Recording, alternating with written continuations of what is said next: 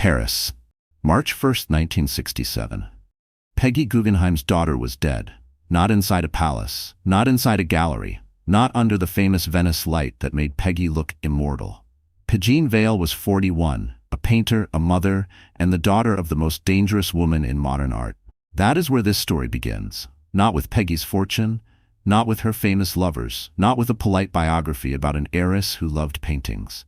It begins with the one thing Peggy Guggenheim could not collect, protect, reframe, restore, or hang back on a wall: her own child.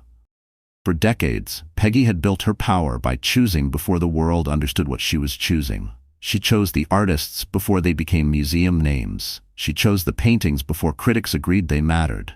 She chose the rooms. She chose the men. She chose the city. She chose the myth. But there was a flaw in the machine. Paintings stay where you put them. People do not. That was Peggy's betrayal mechanism. The very instinct that made her powerful, turning life into a collection, would eventually turn against her. Because artists did not remain grateful.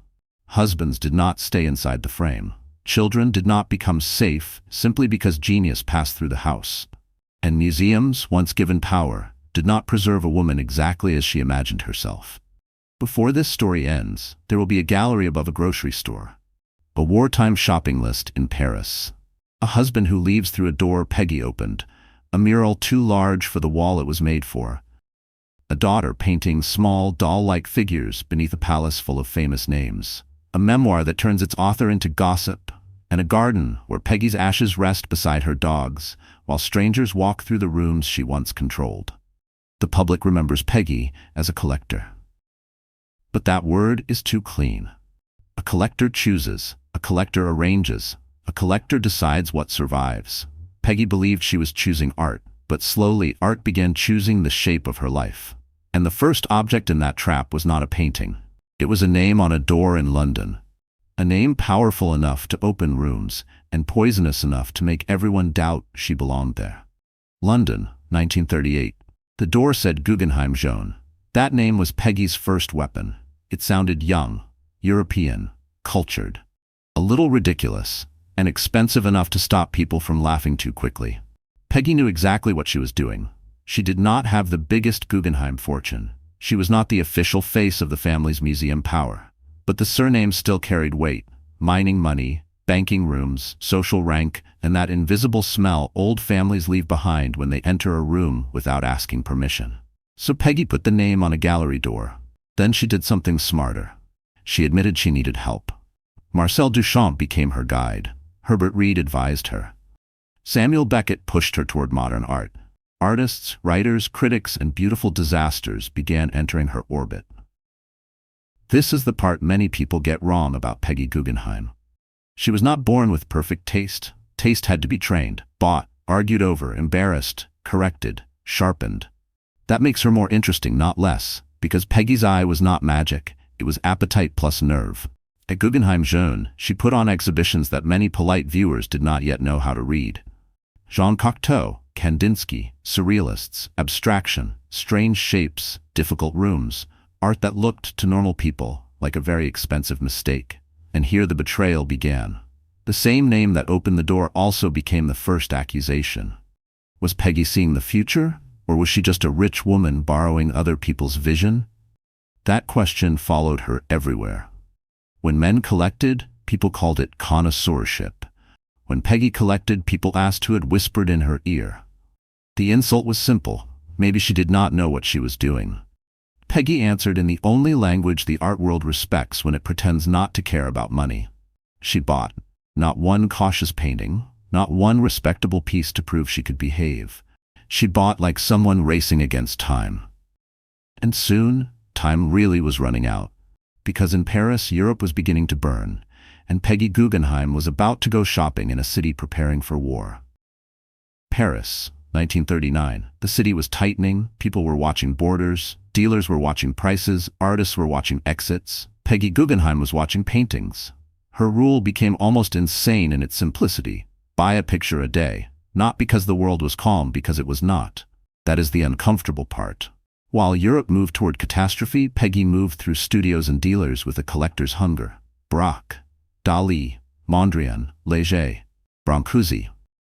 Works that would later look obvious to history, but at that moment still needed someone reckless enough to believe in them.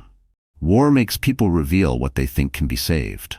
Some save jewels, some save passports, some save children, some save paintings. Peggy tried to save modern art. There is courage in that. There is also blindness. Because Peggy could see the future of canvas more clearly than she could see the emotional wreckage around her. One reported episode tells the whole story. When she tried to protect her collection, a great institution looked at the work and did not think it was worth saving.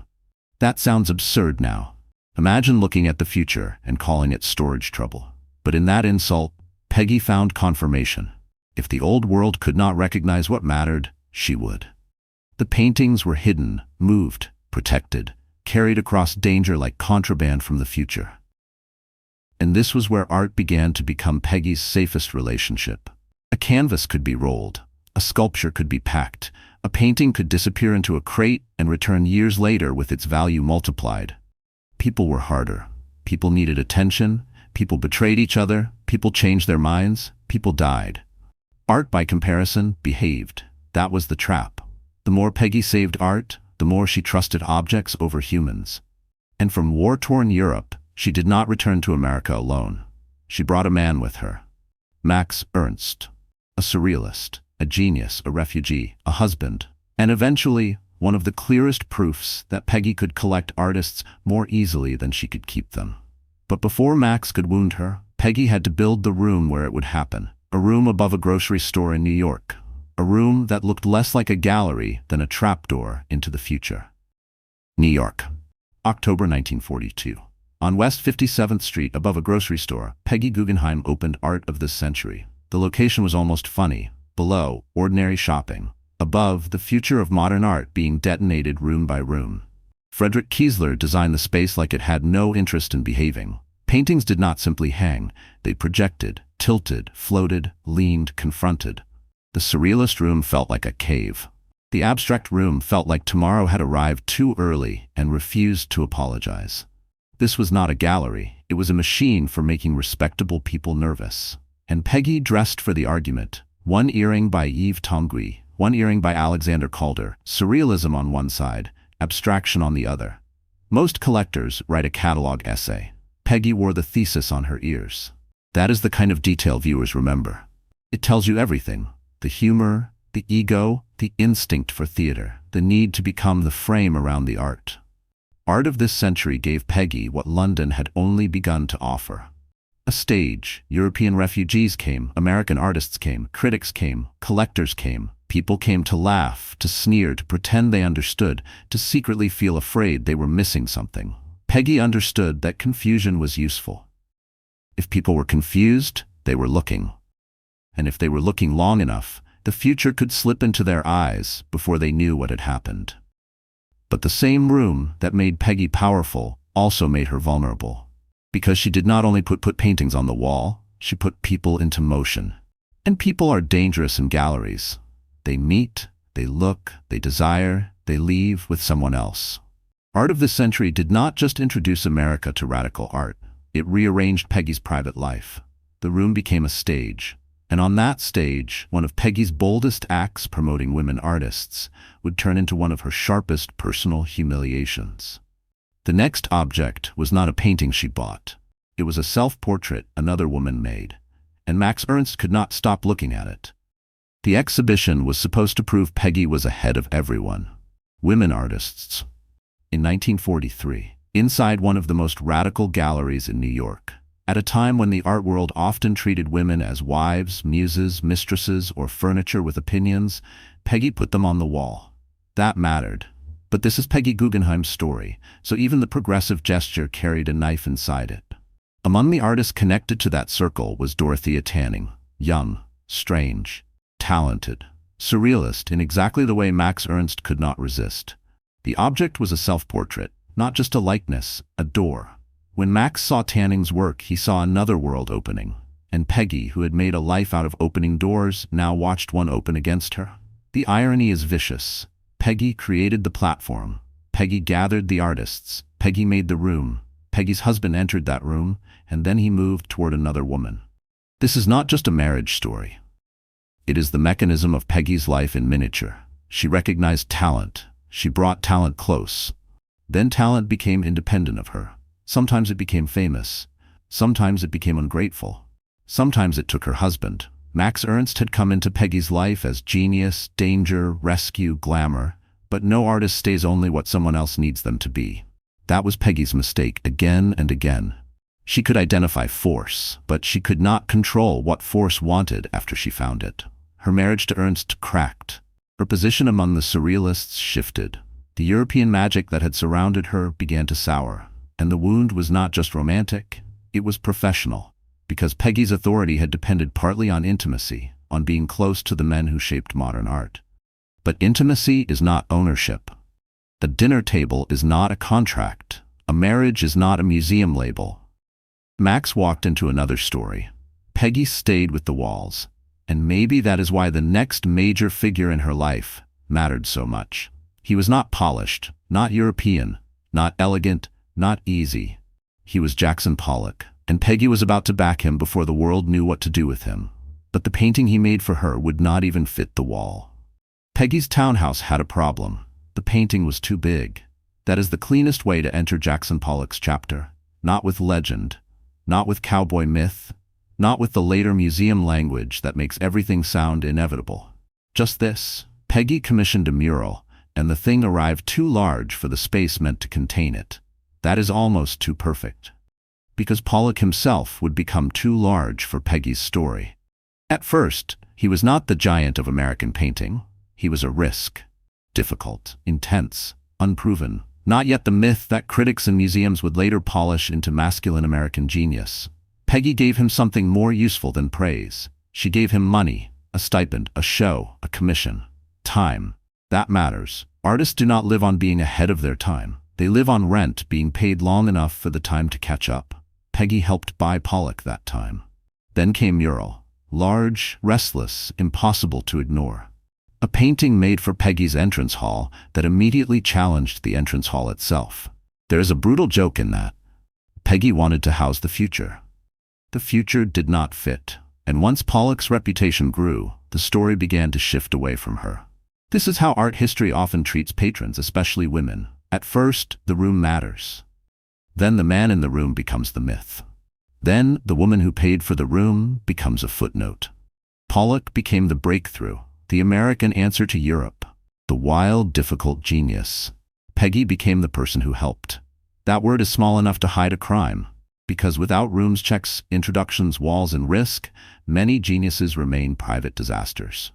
But genius is easier to sell when it looks self-created. So Peggy watched another force she had recognized outgrow her. Max had left the frame. Pollock had outgrown it. The painting stayed. The men became legends.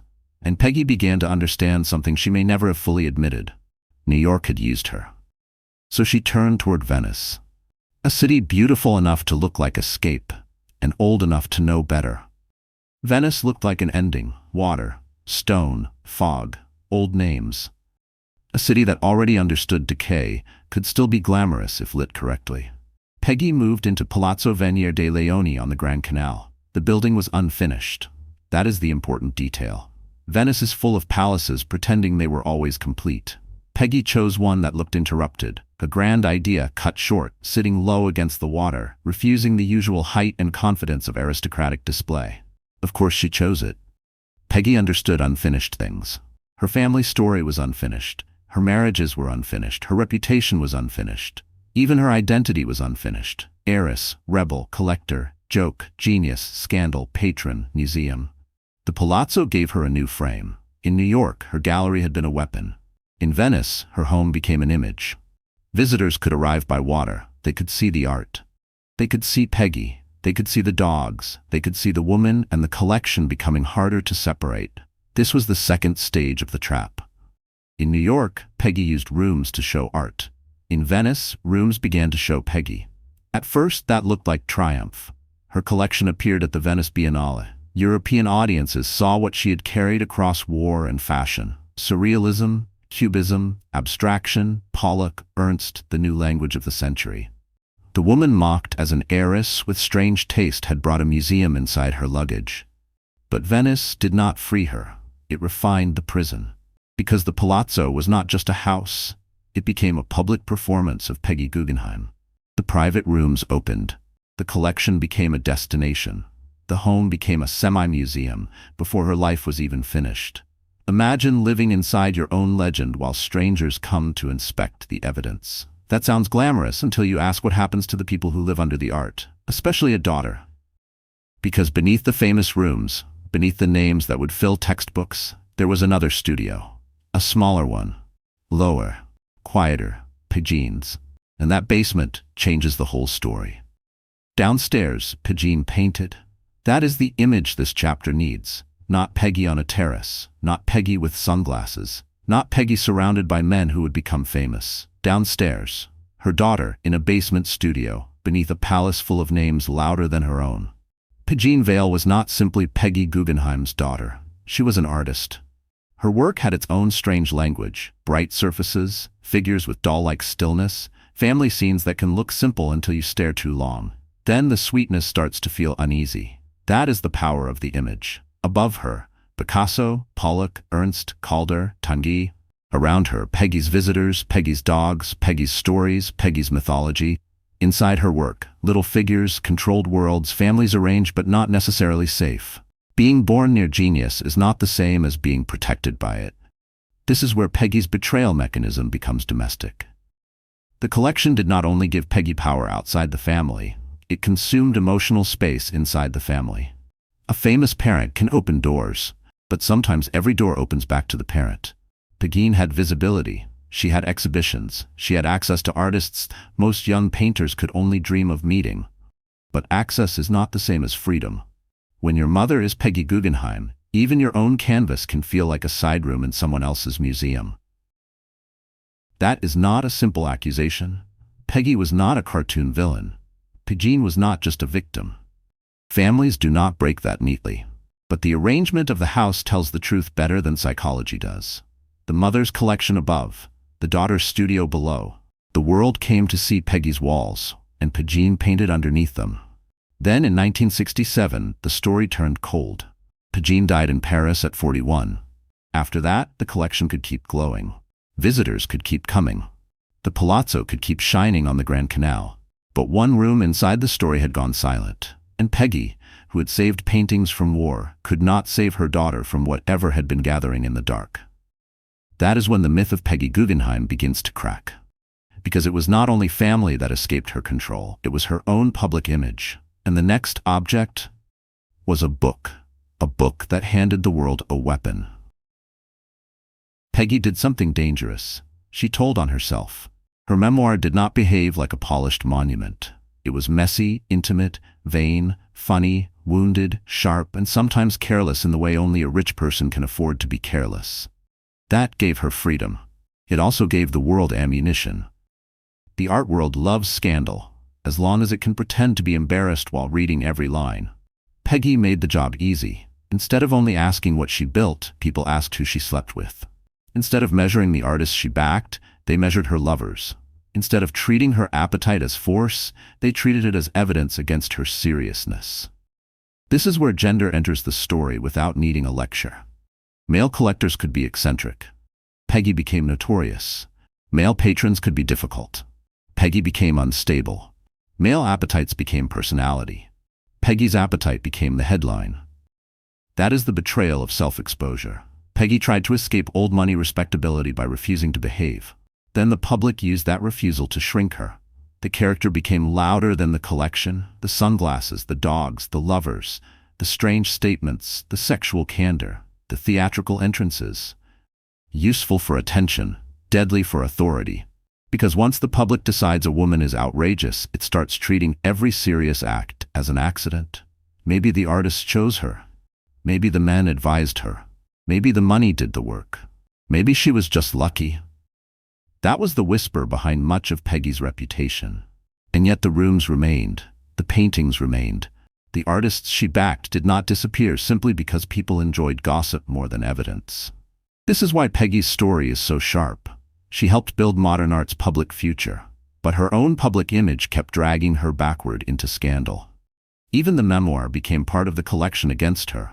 another object people could point to, interpret, misread, quote, mock. Peggy thought candor would make her harder to control. Instead, it made her easier to package. By the end of her life, she faced a final question. What happens when a collector wants permanence? She signs things over. The palazzo, the collection, the rooms, the name. And that gift, the thing meant to preserve Peggy, would become the final proof that even she could not control what happened after the frame closed. A signature can look peaceful. Peggy gave the palazzo, then she gave the collection. On paper it was preservation. The rooms would survive, the paintings would survive, the name would survive. That is what collectors want, even when they pretend not to care. But a museum is not a coffin. It does not freeze a person exactly as they wish to be remembered. A museum rearranges, rotates, labels, expands, borrows, brands, explains. And after Peggy's death in 1979, the woman who had spent her life arranging meaning became someone arranged by others. That is the final betrayal. You can collect the art. You can buy the house. You can decide what hangs beside what. You can open the door to visitors and teach them how to look. But once you become history, other hands touch the walls. Later disputes over Peggy's collection and legacy would show how cold that truth could become. Descendants argued over whether her wishes were being honored. Institutions defended their stewardship. Courts weighed in. The public kept visiting. And Peggy? Peggy was no longer at the door. She had become part of the route. Visitors enter the Palazzo Venia dei Leoni. They look at Picasso. They look at Pollock. They look at Ernst. They look at Calder. Some know the story. Some only know the name. Some walk through quickly, taking pictures of a life that took decades to build and minutes to consume. Then there is the garden. Not the grandest room, the smallest ending. Peggy's ashes rest there, near the ashes of her beloved dogs. After all the men, galleries, lawsuits, paintings, headlines, betrayals, and performances, the final object is almost unbearably quiet. A stone. Names. Not a manifesto, not a scandal, not a catalog, just a small, cold marker in Venice. That is where the mechanism completes itself. Peggy Guggenheim collected art to escape ordinary life. Then art collected her. It preserved her, yes. But preservation is not freedom. Because now Peggy cannot walk away from the museum. She cannot change the labels. She cannot answer the gossip. She cannot move the paintings. She cannot call Peggy back from Paris. She cannot ask Max to stay. She cannot make Pollock small enough to fit her wall. She remains where the collection left her. In the garden. Beside the dogs. Inside the museum she became.